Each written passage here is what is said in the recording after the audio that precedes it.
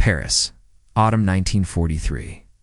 A Wehrmacht Hauptmann, his morning coffee finished, steps onto the Rue de Rivoli. His eye catches an unattended bicycle leaning casually against a wall, a simple black velo of a type seen on every corner. In an act of routine occupation, he commandeers it, a minor theft beneath his notice, pedals away. 30 seconds later, a sharp, contained thump echoes off the stone facades. The officer is dead, his body thrown, the bicycle frame a twisted claw of shrapnel. The killer was the machine itself. This was not an isolated horror. According to Sicherheitsdienst security reports and fragmented resistance records, this diabolically simple tactic, Bicyclette PG, claimed dozens of German officers, NCOs, and French collaborators across occupied France. The explosive, hidden in the frame or saddle tube, was triggered by a simple trembler switch, or a short-delay chemical fuse activated by pedaling. And its most effective delivery agent was often the person who drew zero suspicion, a teenage girl, who could lean the rigged bicycle against a wall outside a cafe frequented by Germans and simply walk away. The cognitive dissonance was weaponized. The Nazi war machine, with its panzers and jackbooted discipline, was being bled by children and mundane objects. It transformed an act of petty wartime theft, stealing a bike, into an automatic death sentence, turning German arrogance into a fatal vulnerability. But how did this simple weapon become so effective? And what does the story of the girls who wielded it reveal about the hidden, brutal war fought on the cobblestone streets of occupied Europe? To understand the deadly genius of the bicycle bomb, Gestapo counterintelligence manuals and sabotage guides show we must first grasp the absolute, arrogant control the Nazis believed they had established. The Nazis ruled with the arrogance of conquerors who believed their victory was total, both militarily and morally. In Paris, the Wehrmacht and SS moved with impunity, their requisitioning powers absolute. Taking a bicycle from a civilian was not even an act of malice. It was a banal display of dominance, as routine and thoughtless as ordering a coffee. This was underpinned by a deep ideological contempt. Nazi doctrine framed the French as a defeated, decadent race, useful for labor and exploitation, but incapable of meaningful defiance. Their security apparatus, the Gestapo and Geheimfeldpolizei, was accordingly configured. They hunted structured conspiracies, communist cells, goalless networks, Jewish resistance, monitoring print shops, phone lines, and clandestine radios. Their paranoid worldview had a specific shape. The enemy was an adult, male, and ideologically committed. The notion that a seemingly ordinary French teenager, especially a girl, could be a lethal instrument of war lay completely outside their conceptual framework. It was a blind spot born of profound prejudice. Nazi propaganda endlessly touted the new order, the pacification of Europe, under their efficient, brutal control. They believed they had not only occupied the territory, but also subdued the will of the people, seeing sullen compliance as acceptance. This created a perfect psychological vulnerability. Their sense of security was not just physical, but cognitive. They believed they understood the nature of the threat. Their arrogance made them predictable, turning every casual act of theft into a potential point of fatal contact. As German officers enjoyed the boulevards of Paris believing themselves masters of all, they surveyed in hidden apartments British-trained saboteurs and French patriots were designing. A weapon that required no bravery to use, only cold hatred and a knowledge of human nature. The French resistance faced an asymmetrical nightmare. Direct confrontation was suicide. The Nazis answered any attack on their personnel with savage reprisals, the execution of 50, even 100 hostages, as seen after the assassination of a German officer in Nantes. The resistance lacked weapons, training, and safe bases. Their challenge was to inflict pain without triggering apocalyptic retaliation, to prove the occupation was porous without sacrificing their fragile networks. The solution emerged from British SOE and American OSS doctrine: sabotage, not pitched battles. They parachuted in plastic explosives, silent timers, and manuals advocating the war of the flea. Countless small, demoralizing acts that eroded enemy confidence and logistics.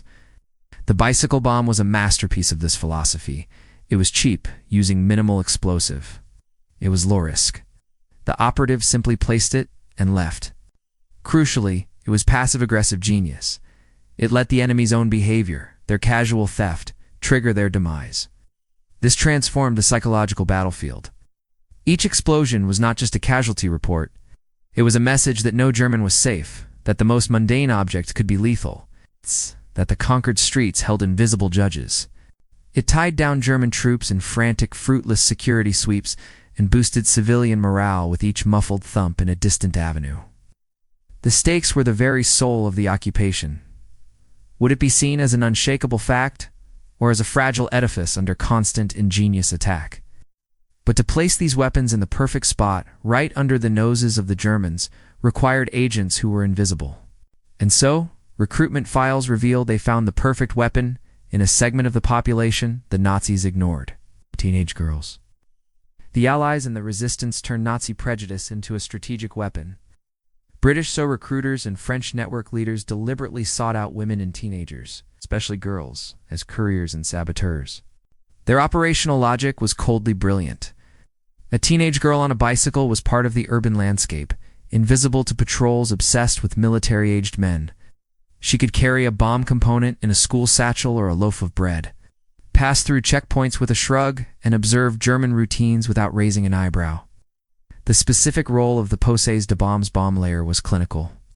A courier, sometimes as young as 14, would be given a prepared charge, often a compact block of plastic explosive with a magnet or adhesive, fitted with a simple time pencil or a trembler fuse. Her mission was one of placement, not confrontation. Affix it to the undercarriage of a car parked outside a known German brothel, or leave a rigged bicycle leaning against a wall near a favorite officer's cafe. She would then walk away, often before the target even arrived, her task complete. This tactic weaponized German contempt. The officer who later stole the bicycle wasn't asserting dominance over a cowed civilian. He was springing a trap set by someone he would never have considered a combatant. It was psychological warfare at its most subtle and devastating. So trainers noted the particular aptitude of these agents for the nerve-wracking work of clandestine observation and precise, calm execution. The risks were horrific. Capture meant torture by the Gestapo, deportation to a concentration camp like Ravensbrück, and almost certain execution. These girls fought a war where the uniform was a simple dress. The weapon was a concealed package, and the battlefield was the street they called home. With the agent chosen and the weapon designed, the trap was set. German security bulletins from the period, once classified, now detail their growing confusion and panic as their officers began dying in seemingly random, inexplicable accidents. The mission began in a silent room. Cell leader, his face grave, handed a girl a wrapped parcel, its weight all wrong for its size. The instructions were precise. The bicycle at the corner by the cafe, before the midday change of guard. Or the charge on the Opel Capitan outside the Kommandantur. Driver's side rear fender. Then she was on the street, the device a malignant secret in her shopping basket or school bag. Each step was an exercise in controlled terror. A German patrol laughed on a corner. A Feldgendarmerie sergeant glanced her way. She forced a neutral expression, her pulse a drumbeat in her ears. The explosive felt like it radiated guilt, a black sun hidden in brown paper. Reaching the target zone, the moment of truth was an act of surreal normalcy. For the bicycle, a casual lean against the specified wall, a fumbled adjustment of the kickstand. For the car bomb, a pause to tie a shoe, a swift, smooth attachment of the magnetized block in the shadow of the wheel well. No furtive looks, no hurry. Then, the walk away. This was the most agonizing phase, moving at a natural pace, not running. Dissolving into the flow of pedestrians, putting block after block between herself and the dormant death she had just delivered. For the cell, a silent clock began. Would the right Germans succumb to temptation or routine? Would a street sweeper move the bicycle? Would the charge fail? They waited, listening for the distant, unmistakable crump that signaled a successful operation and a man's death. Then the sound, a sharp crack, not as loud as an artillery shell, plume of smoke, sirens, German shouts. The mission is a success. Wow. And as the Gestapo scrambles, resistance logs and German casualty reports begin to tally the grim scorecard of this silent war. The climax unfolded not in a burst of heroism, but in a flash of steel and flame, documented in the cold prose of German police reports. An Ereignis Melding event report from November 1943 details a typical incident. Oberleutnant Klaus Ritter, signals officer, takes a bicycle leaning against a wall. Moments later, a loader explosion tears him apart. The forensic conclusion: charge in seat tube, trembler fuse.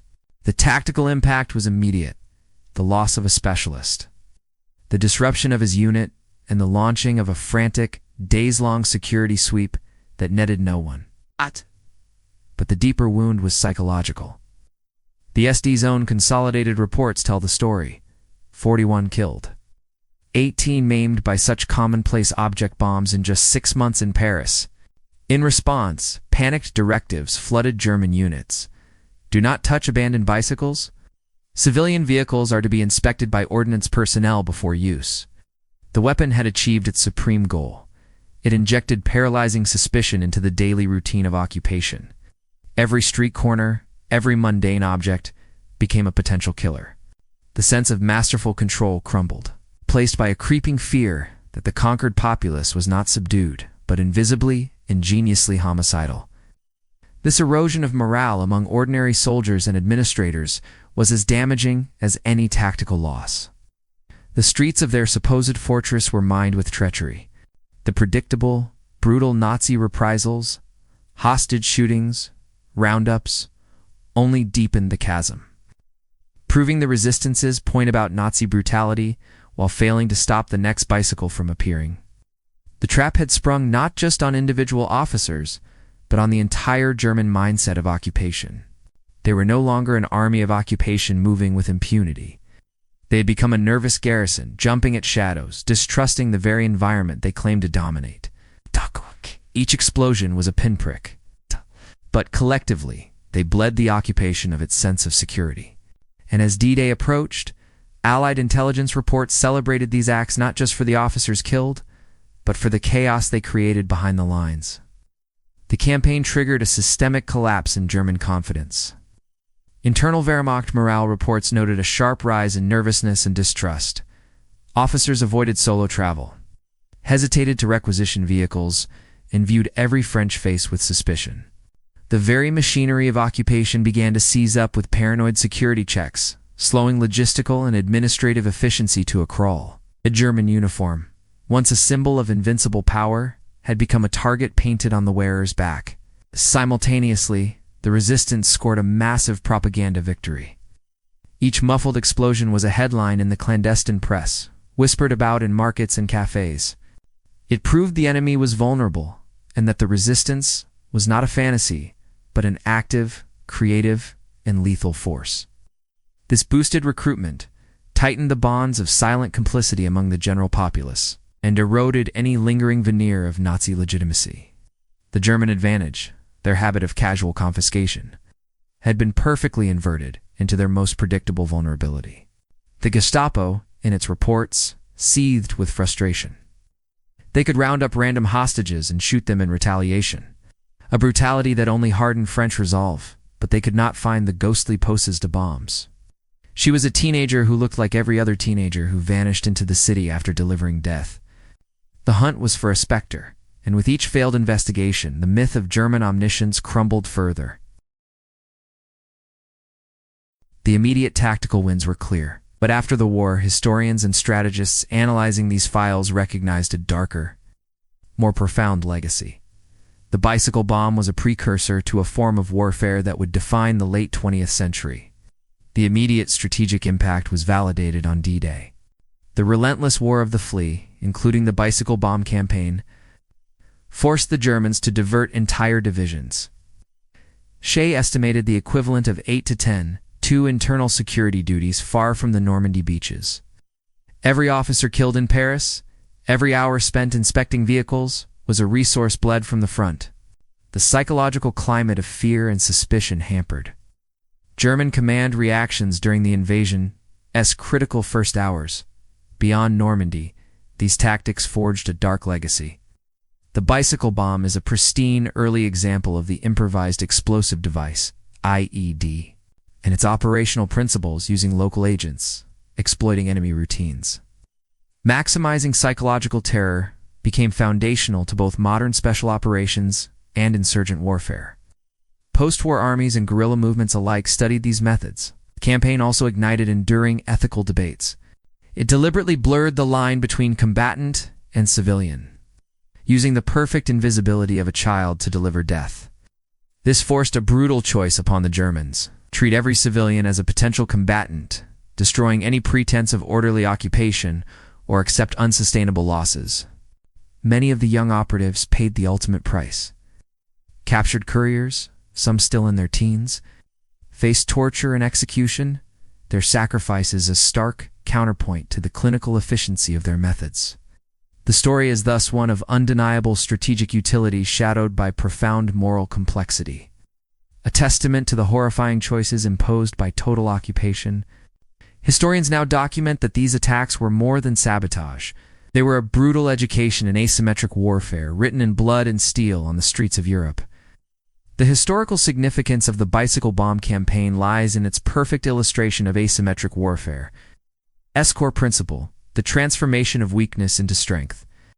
It is a definitive case study in how a resource-poor resistance can inflict disproportionate psychological damage on a conventionally superior occupier by weaponizing the enemy's own habits and arrogance. This episode represents the cunning Jacques side of the French resistance mythos, the intellectual victory of the clever underdog over the brutal oppressor. A narrative told with pride, though forever shadowed by the knowledge of the savage reprisals it invited. On a broader canvas, it serves as a crucial historical bridge. The tactic is a direct progenitor of the improvised explosive device, IED, its principles echoing through the booby-trap bicycles of the Vietnam War. The car bombs of Beirut and Baghdad, and the roadside IEDs of Afghanistan. The technology evolved from trembler switches to cell phone triggers, but the strategic insight remained constant. Study the enemy's routine.